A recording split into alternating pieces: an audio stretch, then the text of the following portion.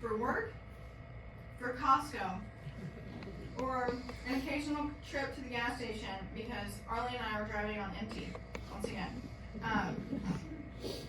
If we planned on making a dinner reservation, it had to be early enough that Dad could make his 8 p.m. bedtime.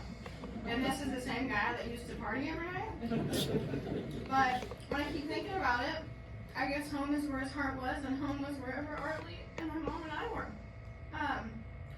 This dramatic lifestyle change is a form of unconditional love, you know? So as I got older, our house became a second home to many of my friends. Some of them are here today, Jamie and Abby and Quincy, Noah, Anthony. And he loves all of them like his own. All this meant to him was that there was more lives to welcome, more kids to feed, and more conversations to be had. He loved anyone who loved Arlie and I.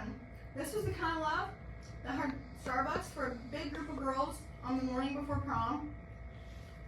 The kind of love that never stopped asking, "You guys need anything? You guys need anything?" Like I said, "We're good, Dad. Good." And the kind of love that never fully grasped the fact that my friends were my friends, and not his. They were here for me. There was multiple times where I was like, you know, I was missing someone for a few hours. They're there sitting in the kitchen with Dad, and he's going on. I'm like, he didn't have a good sense of humor, and I wanted to tell a little story about what my mom was important to her.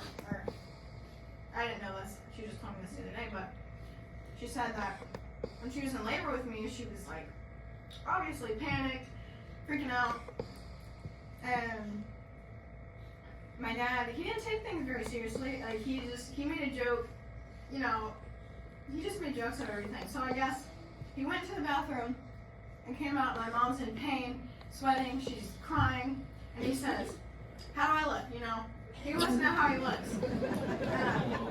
And with my mom, if you know my mom, they work so good together because she's not the type to want the lovey-dovey. Like she likes his humor. Like that's just what cheered her up.